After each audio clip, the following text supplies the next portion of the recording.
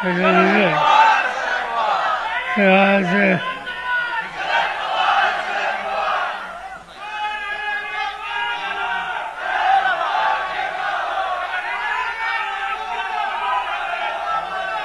पंचाध्यक्ष जयंत पाटील हा अतिशय थोड्या दिवसामध्ये आजचा सोहळा आयोजित करण्यासाठी त्यांनी कष्ट केले. ते पुण्याचे अध्यक्ष प्रशांत पाटील, प्रशांत जगताप, त्यांचे सगळे सहकारी आणि राज्याच्या सगळ्या भागातून आलेले तुझे आणि सरकारी विचारलं. आजचा दिवस हा 26वा वर्धापन दिवस. 26 वर्षाच्या पूर्वी आपण एकत्र आलो आणि राष्ट्रवादी काँग्रेस पक्षाची स्थापना करायचा निर्णय घेतला. जनतेचा पाठिंबा मिळाला आणि बोलत बोलत पक्षाला उभारी आली. महाराष्ट्राच्या जनतेचं आपण ऋण आहे आपल्या दुःखावर की फार थोड्या दिवसामध्ये महाराष्ट्राचा कारभार करण्यासाठी राष्ट्रवादीच्या सरकारांना सामान्य जनतेने संधी दिली. कुणी उपमुख्यमंत्री झालं, कुणी मंत्री झालं, कुणी जिल्हा परिषद, कुणी महानगरपालिका, कुणी नगरपालिका, विविध प्रकारची सत्तेची स्थानं सर्वसामान्य जनतेनं आपल्या कार्यकर्त्यांच्या हाती दिली आणि लोकांची सेवा करायची संधी दिली. तुमचं एक वैशिष्ट्य होतं की तुमच्यामध्ये अनेक सहकारी कधी सच्चर नसते पण त्यांना संधी मिळाली आणि त्याने एक संदेश दिला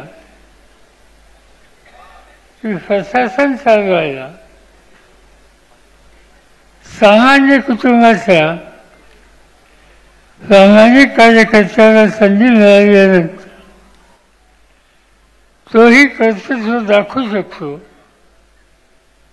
आणि राज्य चालू शकतो. आणि ती जर मालिका बघितली तर अनेकांची नावं सांगतायची. प्रांताध्यक्ष आहेत, अर्थमंत्री म्हणून 10 वर्ष त्यांनी काम केलं. अनिल बाबू आहेत, जितेंद्र आव्हाड आहेत, फौजिया ताई आहेत, अनेकांची नावं या ठिकाणी घेतायची. पण मला आठवण होते तुमच्यातल्या सामान्य कार्यकर्ता म्हणून ज्यांनी कष्ट केले आणि दुर्दैवाने त्यात हयात नाही ते आझाद आव्हानचे होते. आझाद पाटील सामान्य कुटुंबात मला आठवतंय की सांगली जिल्ह्यामध्ये एक दिवशी होतो, तरुणांची बैठक होती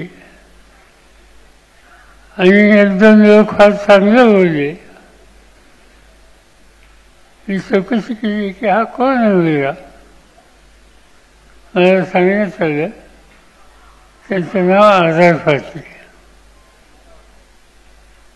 मी बोलून घेतलं, त्यांच्याशी सुसंवाद केला. माझ्या लक्षात आलं की इथं कर्तृत्व आहे. लगेचच जिल्हा परिषदेच्या निवडणुका होत्या त्यांना उभं करायची निवडून आली. नंतर विधानसभेची संधी मिळाली.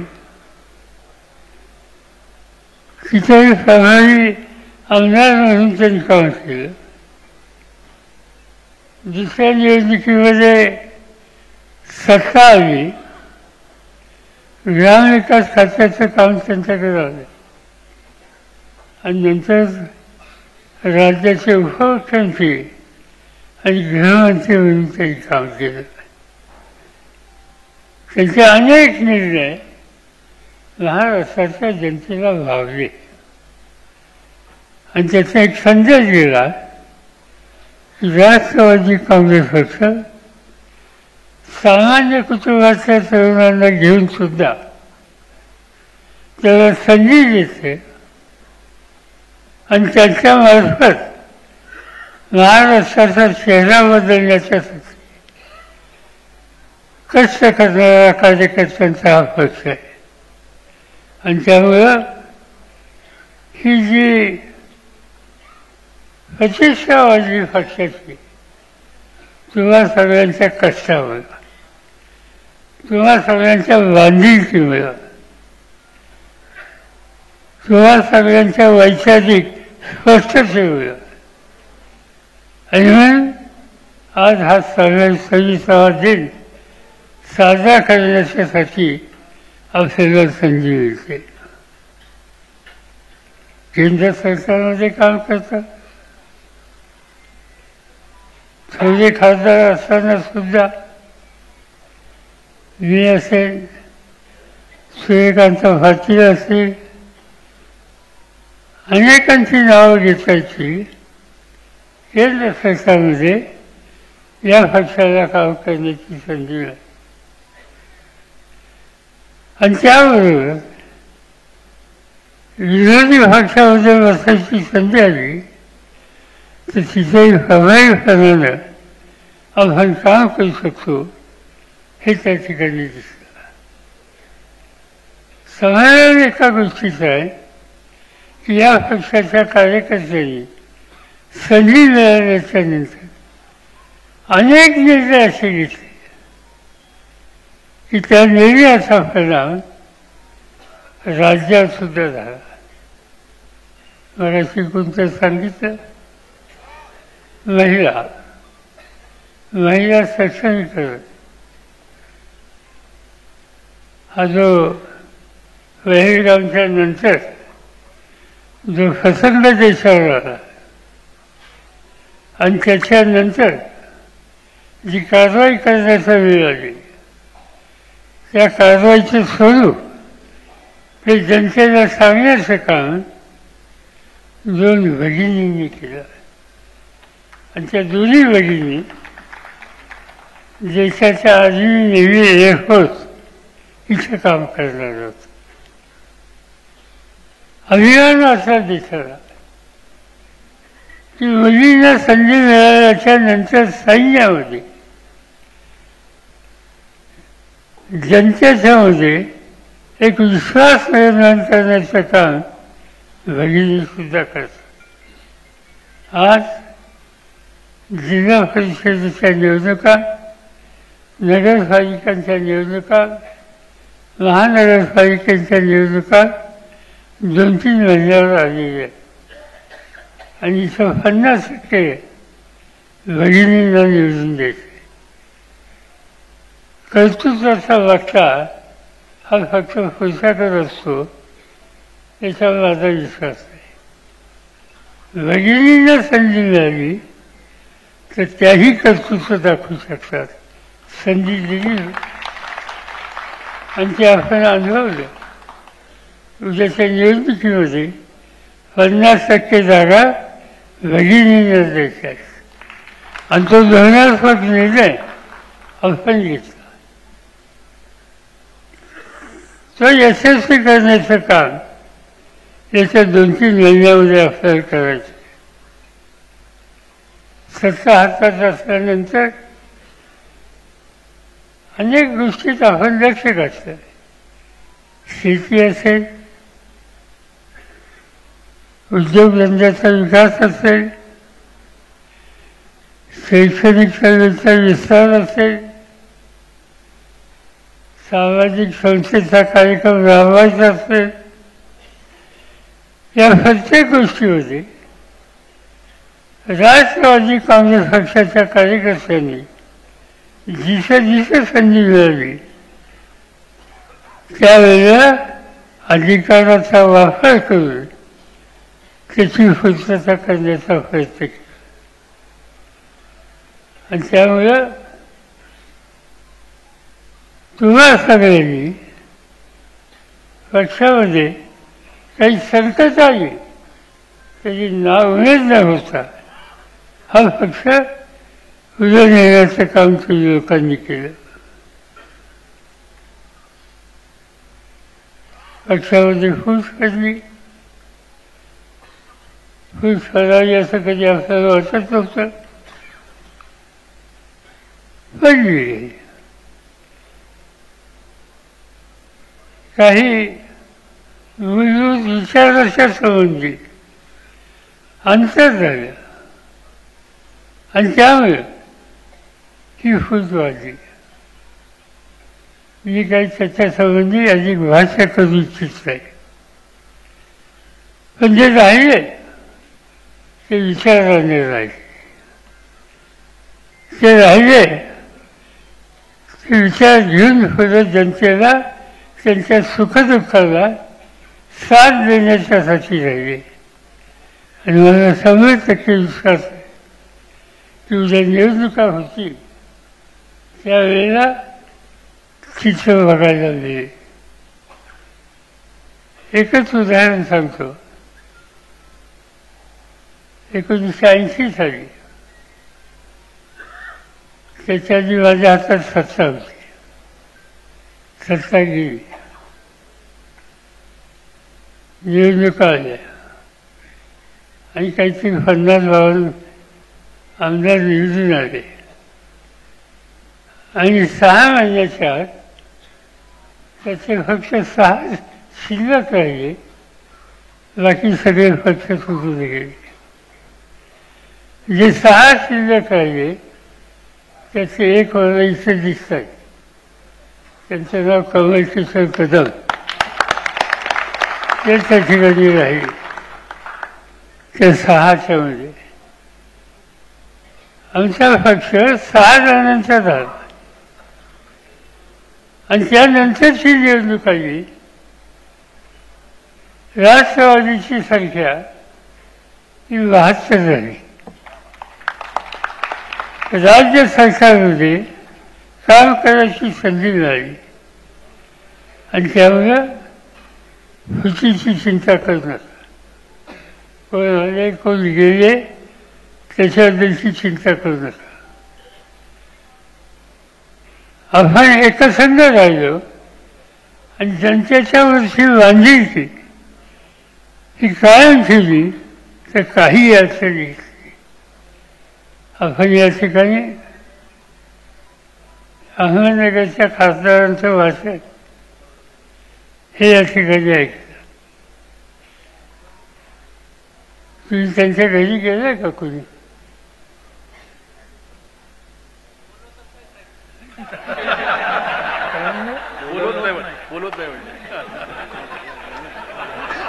ते तुमच्याकडे येतील. एका लहानशा घरात म्हणजे अक्षरशः एक खोली अशा घरामध्ये राहणारा आणि रात्री 2-2, 3-3 वाजेपर्यंत लोकांना भेटणारा, लोकांचं काम करणारा प्रतिनिधी कार्यकर्ता म्हणून त्यांच्याकडे बघितले जातात.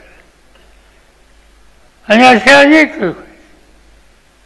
माझ्या मते राष्ट्रवादीचा हा ठेवा आहे, हा अतिशय मौल्यवान ठेवा आहे. तुमच्यासारखे कार्यकर्ते एकसंध राहून विचारांना पुढे येतील तर सत्ता विचाराची चिंता करू नका, सत्ता आपोआप येईल. आणखी येण्याची स्थिती मला महाराष्ट्रामध्ये दिसते.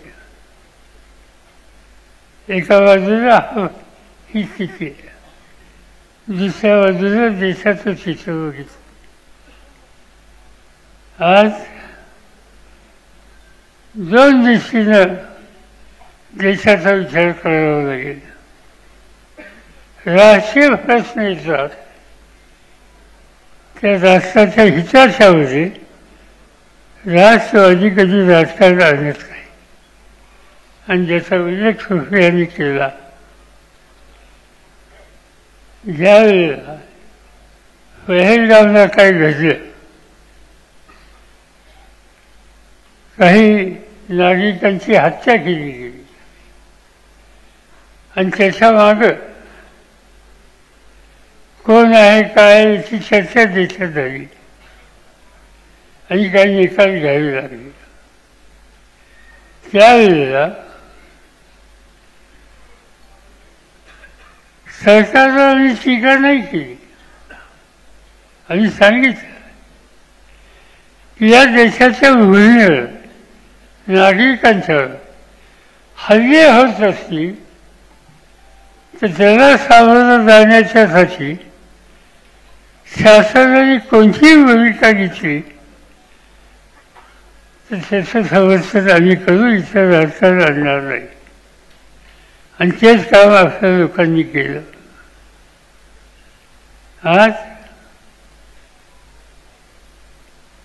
गांभीर्यानं या सगळ्या प्रश्नाचा विचार करायला हवा.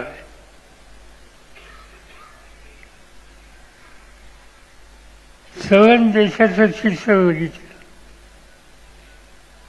आज नकाशा तुम्ही देशाचा नजरेसमोर ठेवा. काश्मीरच्या वरच्या भागात चीन आहे,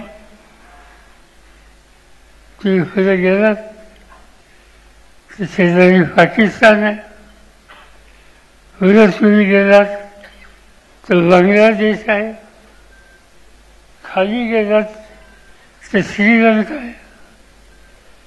सवन देशाच्या आजूबाजूचे देश आणि आपण म्हणजे भारत यांच्यामध्ये काय स्थिती आहे. एक काळ असा होता, जवाहरलाल नेहरूंचं नेतृत्व आणि भारत हा सगळ्यांना बरोबर घेऊन जाणारा देश म्हणून या देशाचा लौकिक होता. आज पाकिस्तानचे आमचे संबंध चांगले नाहीत, चीनचे आमचे संबंध चांगले नाहीत. बांगलादेश ज्याच्या निर्मितीसाठी या देशाने प्रचंड त्याग केला. एका पाकिस्तानचे 2 तुकडे केले. एवढा त्याग केलेला बांगलादेश आज आमच्या बरोबर नाही. आज जे प्रधानमंत्री आहेत बांगलादेशचे, प्रधानमंत्री नाही पण पद वेगळे पण अधिकार त्यांच्या हातातले आहे. माझे त्यांचे व्यक्तिगत संबंध.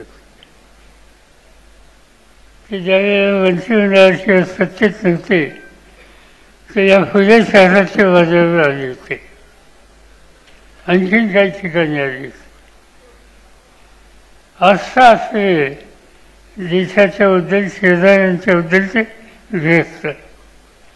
पण आज बांगलादेश भारताने त्यांच्यासाठी इतका त्याग केल्यानंतर तोही आमचा मित्र राहिला नाही.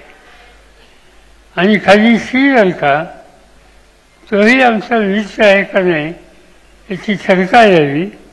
त्या ठिकाणचा चीनचा प्रभाव हा चिंताजनक आहे. म्हणजे सवन देश आणि त्याच्या भोवतीचे सगळे देश आणि आमच्यामध्ये सुसंवाद आहे असं म्हणण्याची स्थिती नाही. याचा अर्थ आहे देशाचं नेतृत्व करणारे घटक त्यांनी ही सुसंवादाची स्थिती जाणीवपूर्वक निर्माण केली नाही तर त्याची किंमत देशाला द्यावी लागते. आम्ही या ठिकाणी राजकारण आणणार नाही. आमचा आग्रह आहे राष्ट्रवादी असेल, काँग्रेस पक्ष असेल, इतर डावे पक्षाची एकत्रित बसून देशाच्या भल्याच्यासाठी काही स्वच्छ भूमिका घेणं हे सूत्र ठेवून आम्ही दिल्लीच्या पातळीवर काम करत असतो. आणि त्यामुळं हल्लीचा हा काळ काळजी करण्यासारखा, एकत्र राहण्यासारखा आणि फसवाची सोडवणूक करण्यासाठी स्पष्ट निर्णय घेण्याचा असा हा आजचा काळ आहे. देशाचा शेतकरी असेल, कामगार असेल, कष्टकरी तरुण असेल आणि सामाजिक ऐक्य मजबूत करायचं असेल तर विविध घटना, विविध जाती, विविध धर्माची, विविध भाषिक या सगळ्यांना एक प्रकारचा विश्वास द्यायचं काम आज त्याच्यामध्ये गेले पाहिजे. हे जर करू शकलो तर माझी खात्री आहे की चित्र बदलू शकेल. पण ते बदलायला विचारानं आणि दृष्टीतून काम करणारा राजकीय पक्षांची संघटनेची ही आवश्यकता असते. आणि ती देण्याची ताकद, ती देण्याची दृष्टी ही राष्ट्रवादी काँग्रेस पक्षाच्या कार्यकर्त्यांच्यामध्ये आहे. ही अत्यंत दयेच्या याबद्दलची गोष्ट आहे. आणि म्हणून या सगळ्या घटकांच्या हिताच्यासाठी आपण जागृत राहूया. काही झालं त्यासाठी, पण काही घटक यांचा आत्मविश्वास धरून द्यायचा नाही. समाजाचा एसटी असेल, आदिवासी असेल, शेड्यूल कास्ट असेल, महिला वर्ग असेल, युवक वर्ग असेल, ओबीसी असेल, या सगळ्यांच्यामध्ये एक प्रकारचा विश्वास आम्ही कामातून, निर्णयातून निर्माण केला पाहिजे. आणि ती सगळी सामूहिक शक्ती एकत्र घेऊन समाजकारण, राजकारण करणारा पक्ष कोणता तर तो राष्ट्रवादी आहे. ही स्थिती आपण निर्माण करण्याची गरज. आणि त्यासाठीच इथून पुढचा कालखंड तुम्ही सगळ्यांनी हातात हात घालून काम करण्याचा आहे. आनंद एका गोष्टीचा आहे, पक्ष म्हणजे की संघटना. आणि संघटनेचं काम गेले 18 वर्ष अत्यंत प्रभावीपणानं जयंतरावांनी केलं. आणि हे तुम्हाला मान्य आहे म्हणून तुम्ही काही वेगळी भूमिका मांडली. जयंतरावांनी माझ्याकडे सांगितलेलं आहे की आता नव्या पिढीला संधी द्या. तुम्ही आम्ही सगळे त्यांच्या मागं उभे राहूया. त्या संबंधीचा विचार करण्याची तयारी आज त्यांची आहे. तुमची मानसिकता वेगळी आहे हे या ठिकाणी दिसलं. मी एवढंच सांगू इच्छितो की प्रमुख सरकारांना एकत्र घेऊन त्यांच्याशी या विचाराशी आम्ही सुसंवाद साधू आणि सामूहिकपणानं या संदर्भाचा निर्णय घेऊ. हा निर्णय घेत असताना प्रत्येक तालुक्यामध्ये, प्रत्येक जिल्ह्यामध्ये नवीन चेहरे हे दिसले पाहिजेत. आपण उभे केले आणि त्यांना शक्ती देत आहोत. माझी खात्री आहे कर्तृत्व असलेले हजारो कार्यकर्ते, तरुण कार्यकर्ते आज आपल्या पक्षामध्ये आहेत.